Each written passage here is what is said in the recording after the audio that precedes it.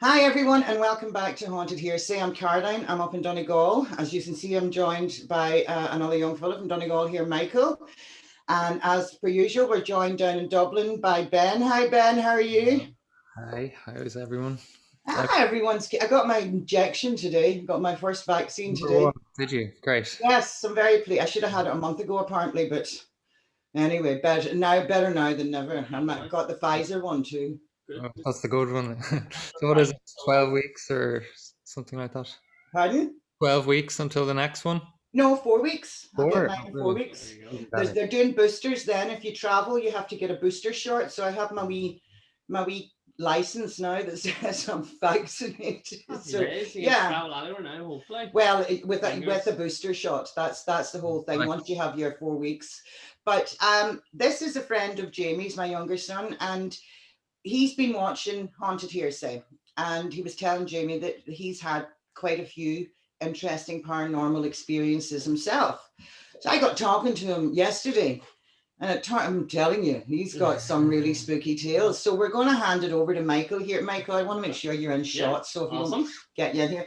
And Michael's going to start off with one that happened with a friend of his that he used to have. So I'll let you go with the story, Michael. We will with it started off a lot of my the stuff I noticed from a young age. I was listening to your podcast coming in the road, just your final one there about like premonitions and stuff that's happening. And I just thought I'd mention this at the very start because this is the first thing that I noticed in my life that I was a wee bit.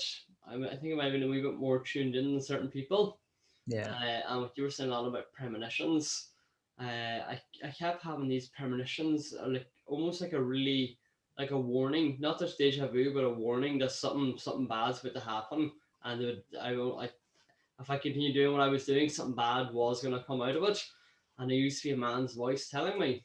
So at a very young age, I would say I was about 9 or 10.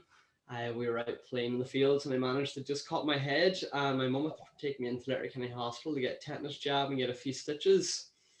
So it was a late night coming back and everyone was tired and I couldn't sleep in the front of the car, so I went to the back of the car, and as a kid I couldn't get the seatbelts, so I actually took off all my seatbelts and just lay on the back seat completely flat. And then it was just a clear of day, as if it was my own mother whispering in my ear. Someone said, "Get up and put on your seatbelt." And I got really freaked out. And I was, "Oh, what was that?" I kind of let it sit for a minute. And then I was kind of still dazed. I was coming out of sleep. And when I was still waking up, I had this almost like a vision just of a white van slamming on its brakes, but it was way too late. As like a commander, so as we were a couple of feet away from it, the red lights come on, and we had obviously hit the white van. So I didn't think too much of it, but I said it to mum and I said, "I just had a very weird dream there about a white van." I told her exactly what happened. And further on, then I was just sitting there and trying to go back to sleep, and these things just kept popping in my head. It was like just a random vision, and I would go out again. You still had to put your seatbelt on? No, I had. You had it. That's good. I actually woke up and I, for whatever reason, put on my belt and I leaned around and said to mum, "I just had a really weird dream there," and it didn't feel like a dream. You know, when you wake up and you feel like a dream. I feel like this is deja vu waiting to happen. Yeah. And I had another version then, short, and then in the same car journey of seeing two Peugeots. They had obviously been in a car accident, two the exact same at 206, and they were both on the roof. They had no heat of it, and we were carrying up the road about 10 minutes. We're at the back of Errigal, and all of a sudden, we came up to cars just slowing down, and we come up to a white Transit, and I said, "No, just watch that white Transit." And sure enough, slammed on the brakes, and I mean, we missed it just by a couple of inches.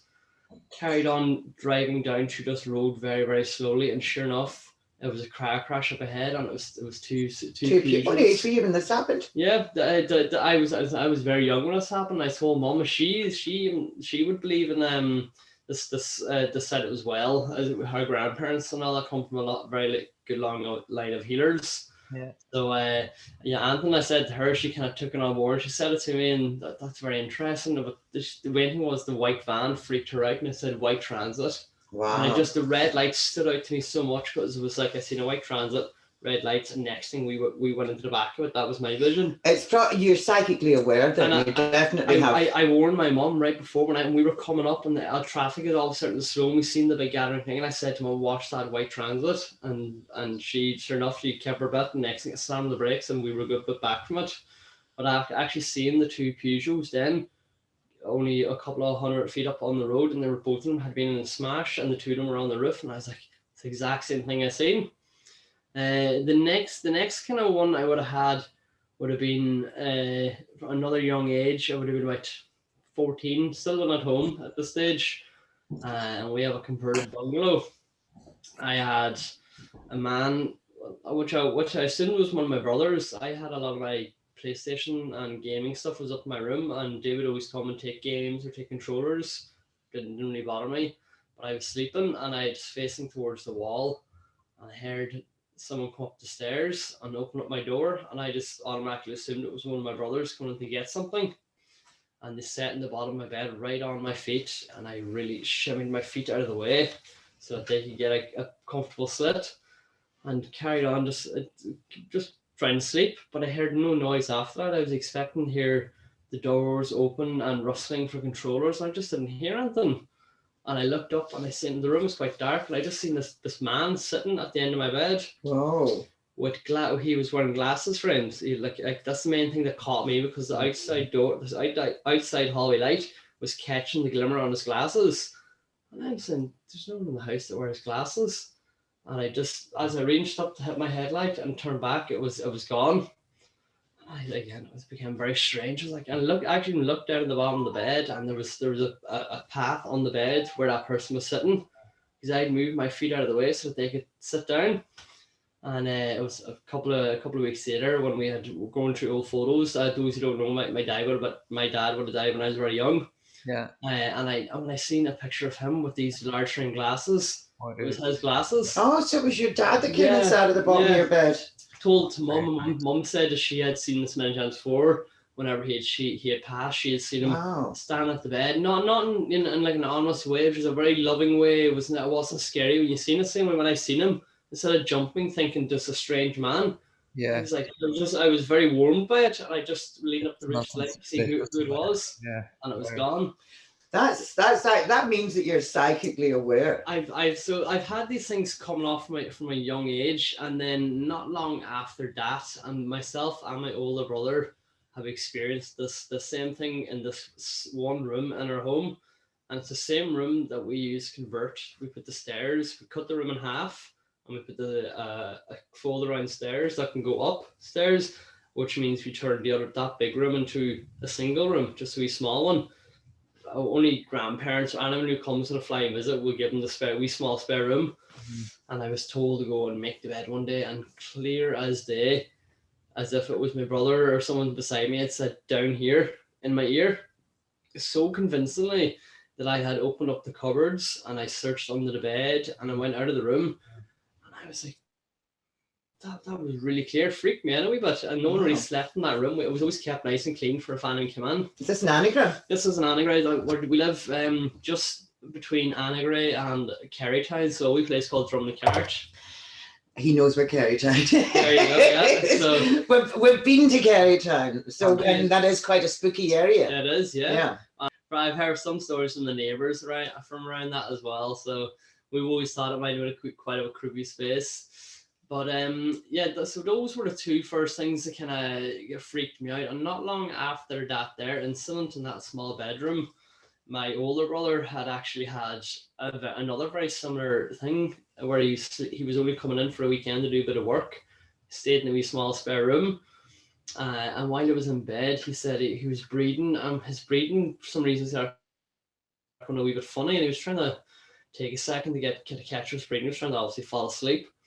And he said as he started breathing, he felt like the mattress below him was breathing with him, as if there was almost someone underneath the bed moving that mattress. And he said this started to freak him out. And then he said he held his breath, and the mattress still just went up. This is the room that you heard someone say to you down here? Down here. It was so convincing that I thought they were underneath the bed, and someone had played a prank on me and said down here, and I hadn't ran away. It was that convincing that I'd heard this in my ear. and yeah, same room that he had. And he said he felt the bed moving up and down, like as if someone was underneath the mattress pushing it like this. And he held his breath, and he said that really freaked him out. And then the bed moved out about a couple of inches, and that was enough. And we haven't slept in that single room since. It's actually just sits there, and we walk past it to go upstairs, and that's it. Like, so he does have a story as well, Letterkenny, but I'm just going to say very quickly though about the area in Kerrytown.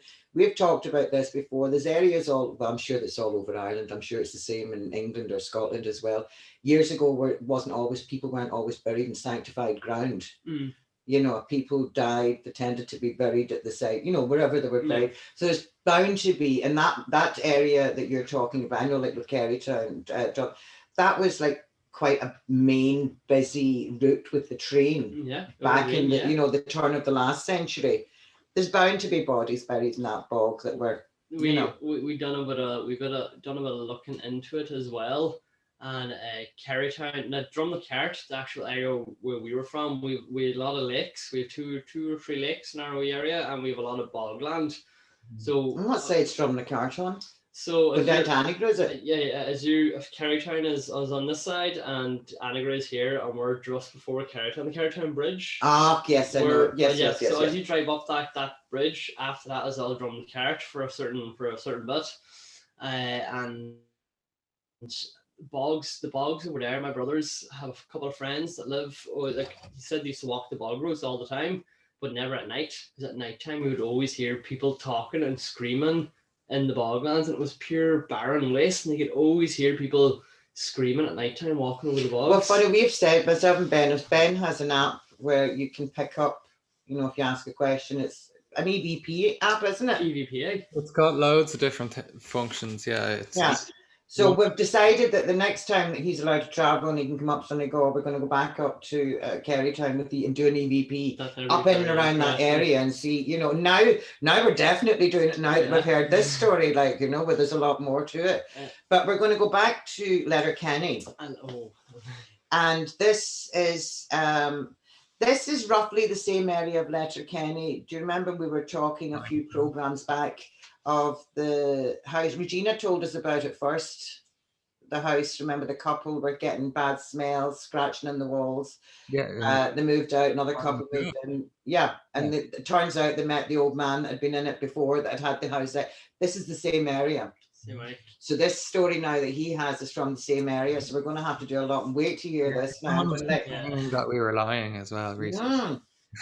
This I started off seeing. I wasn't in Letterkenny too long. I kind of moved out there when I was 17, just after school, getting ready for college, and I ended up meeting a girl when I was out there, and I'm not saying any names, obviously, but you know, she was a lovely girl, and from day one she had told me about being able to see ghosts and this stuff, and I didn't really believe in ghosts. Even though I had stuff said to me, didn't really believe in it. It was, you know, I was a real serious believer, even though I just passed off what I seen that night. It was just a fluke. I was tired. I might have just seen something. And so I started going with this girl. She told me a few stories. I didn't take too much heed to them, but I took my opportunity then when I went back up to her home house, and I just asked her parents about it. Her mum was a single parent, and I asked her mum about some of these things that had happened, and she had a really immature little brother at the time, and he started jumping around the house, antagonizing whatever they said it was in this home. And both they all get very angry and saying, "Oh, she can calm down, you know, that annoys it," and just kept calling it or the thing. That's all they were called. It was it or the thing, and it was really creepy. Apparently, was the only one that could actually see this. My ex-girlfriend mum was the only one that actually could see it, so at the start, I came in and I asked the family, "What about this?" And they all confirmed it. And then I would say one part of the story, and nobody would confirm the second part without me asking. I was like, "Okay, right, there's a bit of, it's not just her seeing this." In the midst of that conversation, they had a really a new TV, but it was a big box TV, but it was quite big. And they had a little Virgin Mary statue with a bit of blue tack on it. And in the midst of the conversation, that blue tack figure went head first, fell clean off the TV, and I took that as a sign. That's a wee bit creepy. Over the space of me going up the next couple of weeks, the next couple of months, I got more stories from them. The house that they were living in apparently had been blessed many times, but to no avail. Just so that everyone knows what you're talking, the ex-girlfriend was telling them they were getting lots of poltergeist activity in the house. Yep. Things were being moved, people were getting hit. There was marks showing up with people waking up at night time. And I seen firsthand, and they had a wee small terrier dog, and this dog could see it as well, as in it would growl viciously whenever, for no reason, and the mum would be like, what's going on? The only one to confirm to say it's standing over her, and that we used to like taunt the dog all the time. The dog get really agitated. But one day in the kitchen, the dog made a really, really vicious snarl. You were saying that the dog was snarling in the kitchen? The dog started to snarl in the kitchen and started making a beeline for the mother. And just as it had passed my legs, the dog was kicked about 2 or 3 foot from the floor. And no one touched this dog. This dog made a yelp and ended up in the floor and ran straight for the mum again. So this thing was actually attacked. He was kicked up into the air, you said? Kicked up into the air, lifted from the floor first hand. And this was the first thing for me. It was like, oh my God, no one touched that dog. And it wasn't a jump. It was such an unnatural jump. Its back legs were up near its belly when it was in the air. So something had obviously kicked it from behind. And I was really petrified and whimpering, and I felt really bad. Then so 2 things then happened. Are they still living there? The mother is still living there. And I chat to the mother every now and again when I see her in town. We're still get on very, very friendly. I never ask her about any of this stuff. I'm glad I'm away from it, to be honest. Yeah. But so the next 2 that happened then was I was asked by my girlfriend, can I come up to the house tonight? She was there alone. I had actually texted mum and asked her, do you mind if I come up and spend the night with Shannon? No way, Jose. I was not allowed to go up there, so I was like, okay. And I texted the girlfriend and said, look, I can't come up. She said, just sneak up, you'll be fine. And I was like, you know what, I will. So I walked up bravely enough over a Windy Hall back road at 10:30 at night, waited for everyone to leave, and I came in through the back door. Oh, it was good. No one in the house apparently at all, and we sat on the sofa and we had the TV laptop, turned off all the lights, and we were going to watch a scary movie. In the midst of the scary movie, in a house that's already haunted. Yeah. She actually quite liked them, to be fair. And she then I could hear footsteps upstairs. Her mother's bedroom was right above us, and it sounded identical to her mother getting out of bed and walking down. And I was like freaking out. I'm not supposed to be here. And I started going to get my stuff ready, and she was like, "What are you doing?" I was like, "Well, someone's coming." She's like, "Oh no, that's just the noise. That's just the noises." I was like, I could hear as clear as day footsteps coming, and it was even start coming down the stairs. And me going, I'm gonna get in trouble. I'm waiting for someone to come through that there door, and no one came through the door. Something had walked down the stairs and just was in the hallway. It's strange that it's the same area that we have been told by other people. It is the same area, and we'll have to go back now and see if we can find if there was anything actually happened in that particular. We know that now down near Old Town, down near the Ballymacoola estate, there'd been a big battle back in the 1500s. But maybe that sort of spread out more around Letterkenny than we thought. How long ago was that now, say you had the last experience in your friend's house? My last experience in my friend's house had been about 5 or 6 years ago. We're broken up now. But that's when you were, that confirmation for you was when you knew you weren't genuinely hearing, you were hearing something. It wasn't your imagination whenever you had. I never actually believed in her from the start. I thought she was just talking hocus pocus, and it was one story that the dogs freaked me out, really freaked me out, but didn't. Like the first time you took it seriously. Exactly, yeah. So when back to the story of hearing this person coming down the steps, and then I just stayed in the hallway, and the door opened, and we're in the sitting room by ourselves on the sofa, all the lights are off, and it's just a laptop screen that we have as for light shining onto the sofa. And next thing, the door opens, and I mean, it is the chilly as like, and you're talking sub-zero temperatures had just started flowing into this room. Everything got so cold. Well, not only cold but dark, as in you were in a dark room already, but you could still make out the corners of the room and where the walls were, and everything got pitch black, as in you were a void in this room, and the only light you had was from your laptop shining onto the couch. And I start getting, and she started kind of cuddling really tightly to me. She could sense something coming. And then the laptop screen closed down without anyone touching it, and the room became pitch black. And I made a dart for the door, not knowing if I was going to step on a wooden floor, because it would look like just darkness. It looked like a pure void. Wow. And thankfully, there was a floor. And I made it to the hallway door and out the front door, and that's actually how I ended up getting caught by one of the neighbors. She'd obviously kept an eye on the house to make sure. So you left her when the ghost appeared. This woman is able. My friend was able to not only like speak to them, but they would speak to her without anyone being able to hear it. She's a medium. She's a proper medium.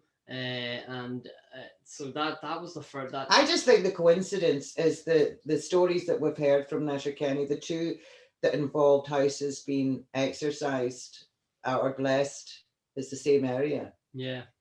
You know, you'd have to wonder. Well, that's 3 separate houses now. Yeah. Yeah, same area. You'd have to wonder, was that area maybe used as was there a hanging tree near there? Was it somewhere that people, you know? Just a lot of death. Yeah, there must be something more to it, because I mean, when you hear that, I mean, that's proper poltergeist activity. Yeah. A dog getting kicked 2 feet into the air. Yeah, and a laptop screen closing, and I wouldn't mind. I didn't actually. My laptop, I had a little broken hinge in the corner, so it was actually quite hard. You had to be very folded in a certain direction so you wouldn't break the rest of it. It wasn't a great laptop, and it just, I mean, flat shut. And that petrified me to the bone, because there was obviously something there to have done that, and I couldn't see it, and I could do nothing about it, and it really scared me to the bone. And I said I darted out of the front of the house, and the neighbor actually seen me, and that's how that's how I actually ended up getting caught. But have you ever had any other experiences since now? Like, you know, now that you're sort of, once you've wakened to, you can't really switch that off. Like, I continued to stay with her for another couple of months, and in between moving home somewhere, I left my home and I was going to go to another house in Letterkenny, and the person had pulled out, so I was kind of left in a wee bit of jiffy where I needed to do 2 or 3 weeks to gain the extra bit of the deposit. And surprisingly, the family said, "Come stay with us for 2 weeks, no problem at all." The real was up in my friend's room. She had a double bed and a single bed, and I stayed in the single, and herself and the wee sister were to stay in the double, and that was the rules, and that was fair enough. So we went to bed one night, and same thing happened where the room has started to get very cold. Like, I can't describe the chill, as if someone had really cracked the thermostat to like -10, and if you didn't put a cover over your skin, you were going to get a chill burn. Like, it was that cold. And darkness again, and I could hear my friend and our wee sister talking in the room. Right, we're on the same room, and she starts saying, "Oh, it's here." That's what she kept saying, is "it's here." And her wee sister's like giving out to her, saying, "I don't know," and slapping her, saying, "Shut up, shut up." And I obviously didn't know it either. So the wee sister was hearing things, and she was aware of things. The wee sister would be free, because when the person would tell her that something was going on, she would say it out loud, and that would freak out the rest of the family, because stuff was happening. And my friend was the only one that could see it. She could see it in a full form and drawn it many times for me. And this thing is a smoky demon with red eyes. And it doesn't have a mass. It just has smoke. It's got its mass is made of smoke. That's the only way she can describe it. And it floats around. That's what, there's actually a name for them. Did they not? They definitely tried to get rid of it before. Yeah, that's another story.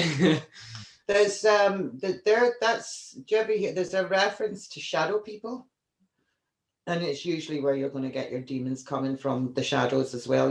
I always remember being told once a long time ago to avoid the shadow people, and what was avoid the shadow people. I can't remember what the rest. I'll come back to it, but I know there is a name for them. But you did try to clear this entity from the house. I wasn't there. I decided to take no part in this whatsoever. I wanted nothing to do with it. It was their family and their things, so I said I'm not going near it. But they told me that we're going to get the house blessed. Back to the story when she had told me about me, all three of us in one room, and me in the single bed, and her telling me that she could see this. Same thing. The room gets cold, and have ever had a sense of someone looking at you, and someone you're being watched? That hit me like a ton of bricks. To the point where, and I'm a man, and I turned around to face the door, to face the window, to face the wall, the covers over me, and I could hear I could hear the friends starting to give one another a cuddle and kind of trying to console one another. And next thing, I looked up to glance my eye, and I could see the smoke like moving around the room, going from corner to the left corner and along the walls. But it was always staying up high. And that started really freaking me out. I didn't know, was I actually seeing him? I was too afraid to open my eyes fully and have a look. So I was just peeping at the corner of my eye. And next thing, it came right above me. And I'm also in the corner of the room, and I'm looking up, and I can see this just looks like black gathering of smoke. And as I'm looking up, it looked like at the bottom of a wedding dress, like a veil pattern had come down only about half a foot, and that was enough for me to climb out of my bed and run. I thought someone, like a woman, was going to fall right down on top of me. It was only the start of that the is dress. spooky stuff, isn't it? It was only the start of the dress, and that's what I had got from it. It looked like a wedding dress, but you would see, obviously, so long, you would see the dress and then the feet, and before the feet even came, I was out of the room. So this family were seeing things and hearing things like this for years, and the daughter was the only one that could physically see it. Yes, but the other ones were actually seeing the results of the poltergeist activity. The results. They would actually play a joke in the house, and a joke when I say, and I said my friend could see it at all times walking around the home, and it really didn't like the mother. That she could tell that this thing, see it as a shadow. She could see this thing as a shadow, but none of the rest of the family could see it. She could see it in its full-fledged shadow form with its red eyes walking around the house. Yeah. Not all the time. Now, this thing, only when it appeared, she would see it. And so how long did this go on before they got it blessed? They were in 3 or 4 homes, like houses separately, and then this home that they were in has actually given them the most bother. So this demon's following them. It's followed them. It's not just thing, but it's since it's got to this address, it's gone haywire. Like, did you think it's attached directly to your friend? Yeah, definitely, man, and I'll tell you why. So they had got the house blessed. Then the priest had come up to the home, and the mother went out to greet the priest, and she had to ask the priest 3 times to come into the house, because when he came out, he just kept looking at the front of the home, and he would make a small bit of conversation, and they would talk again, and she would ask him again, oh come in and make a cup of tea. Wouldn't come in again. So 3 times they asked him to come in, and all the kids were very respectful, standing at the front door. And Shannon my friend had said that whenever the priest was coming into the home, she could see the figure up on the landing of the stairs, and she had looked up on it, and the priest had noticed as well. The minute he walked in, first he looked up in the corner, and so apparently he could see this as well. And then he looked at my friend and said that she can't see this, or that she could see it as well. And he never actually spoke to her for the rest of the ceremony, other than joining hands. He made no point of speaking to her. So they started to bless the home, and they opened up their sitting room, the double doors going to their sitting room in the kitchen, and they had moved all the furniture around. They sat in the kitchen and started doing their prayers, and the priest their holy water. And as they were doing their ceremony, the doors are beginning to close very, very slowly. As it looks like a draft. It does happen sometimes in the draft. I have seen it sometimes at the back of the kitchen when it's open, the doors will sometimes slowly close.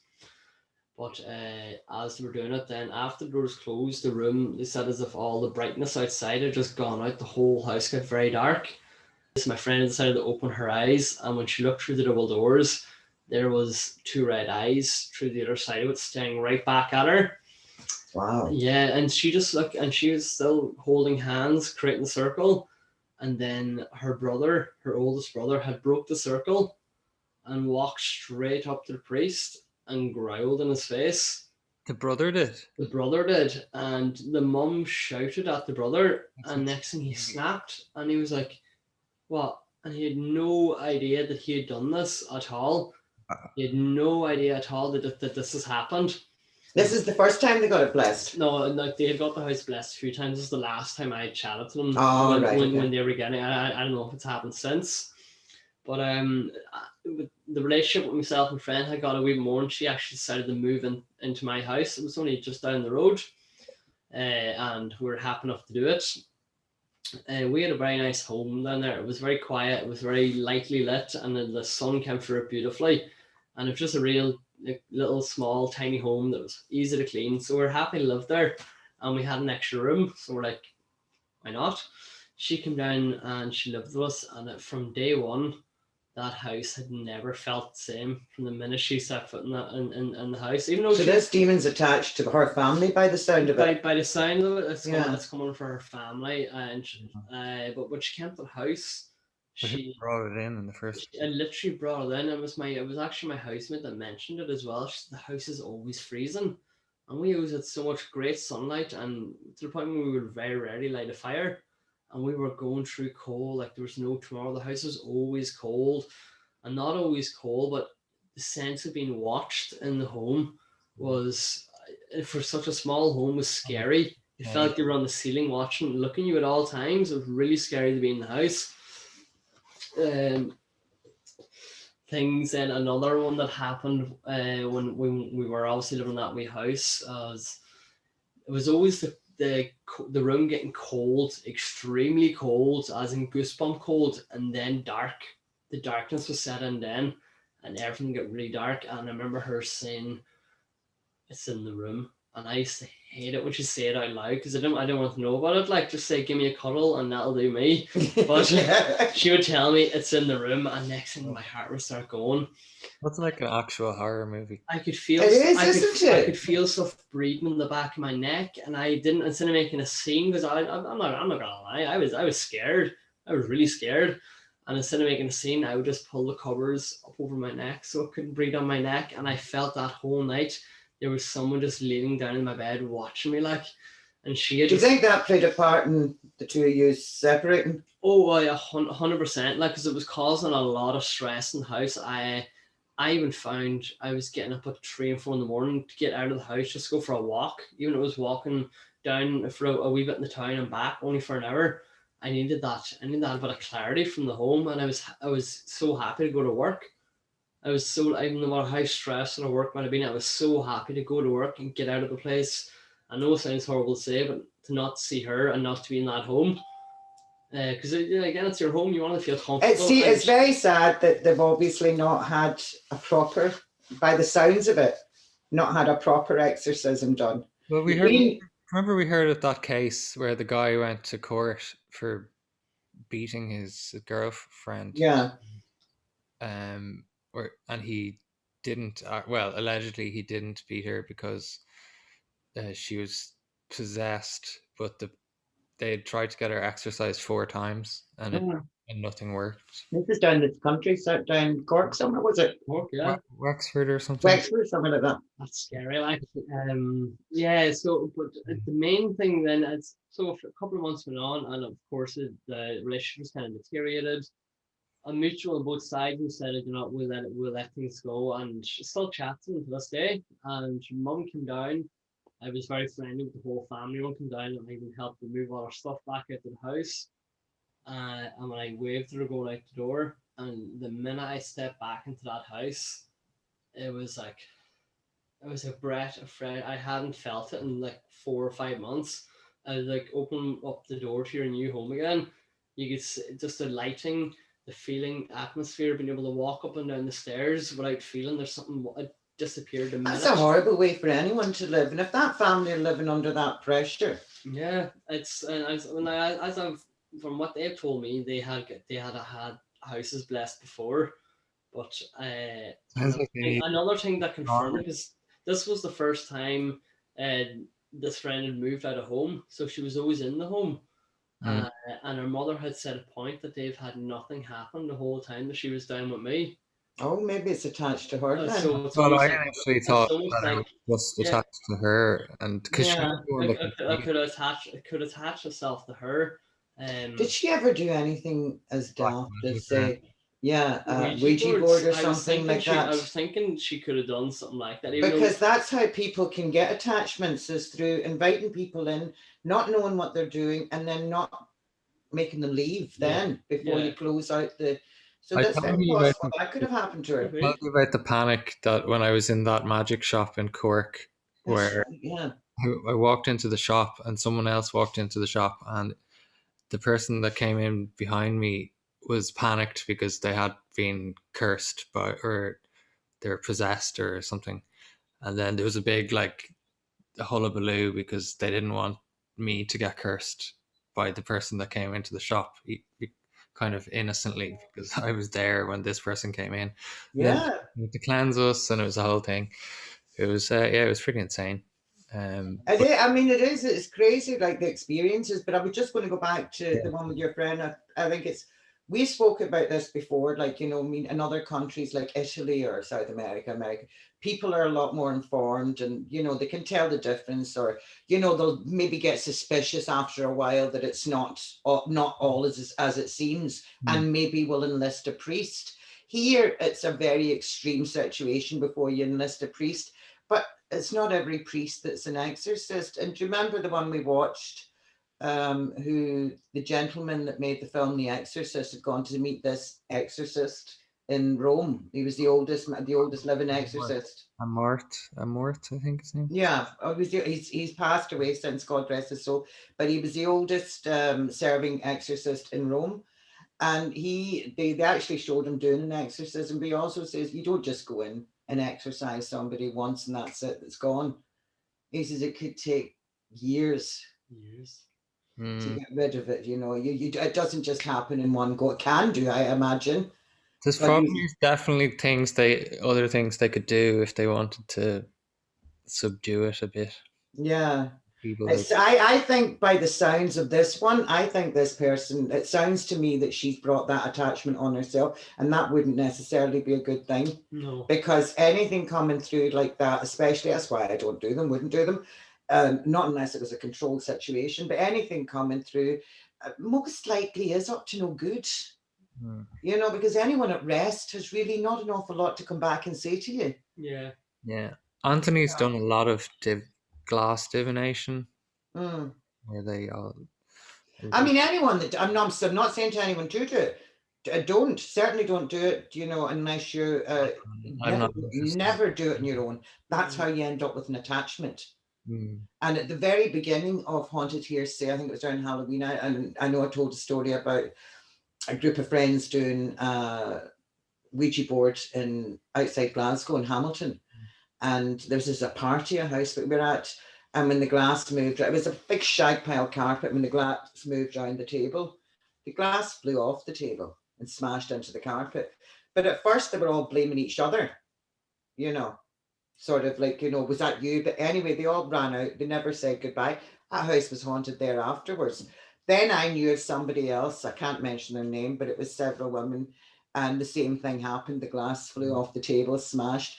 And they all ran away and they didn't close it. But the woman that had hosted it was haunted by someone that attached themselves to her for years before she was able to get it remedied. mm. So you have to be very careful of things like this. Yeah, cleanse. Listen, we're going to get Michael back. Michael's got loads of stories for Yeah, us. tons of. Yes. Thanks, And we're going to get him back on. We've also got Brian.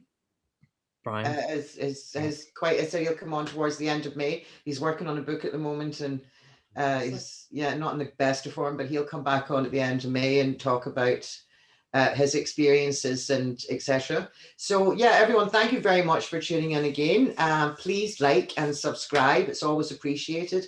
And thank you to Michael for coming and chatting to us. Very good of you. My pleasure. Your stories are a bit mad, all right. Hardcore. I wasn't expecting them to be that extreme.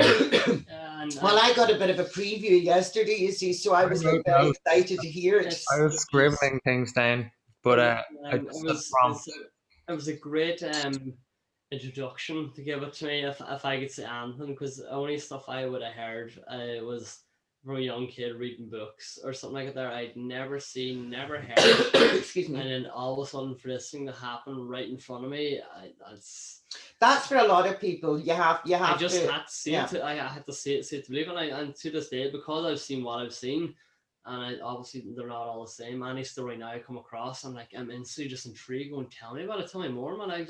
So he does have more. And by the way, you have a podcast of your own. I do. Well, we have two podcasts. The main one that I run is actually belonging to my housemate, but we have about 12 episodes on it now together. They're fairly long, and we cover a load of different range of topics. But if it was for anyone interested in a topic of about haunting or hearsay, we have some very good episodes around Halloween time. We go through Irish folklore, Irish myths, and some of the Irish demons, and also just stories and creepy things that happened in Ireland. And I also have then my own podcast. You'll find both of them on Anchor and Spotify. We'll put the links down below if you want to send on the link. Yeah, I definitely will. So BDP Cast is the first one. BDP, all one word, Cast the second, and then my own personal one is the Warm Potato Podcast. All right, that's pretty cool, Nick. Okay. Well, listen, Michael, thank you very much. This again, it flies in, like, you know. Really, I'm watching the time. Yeah, it does. It always flies in, and myself and Ben didn't even have to do much chatting tonight, like, which is. I didn't get a word in once. No. So we're going to say goodbye, everyone. Thank you. We'll see you again next Thursday. We'll have lots more. Thank you, Michael. Ben, chat to you again. All right, dear White. Good night from Donegal. Right.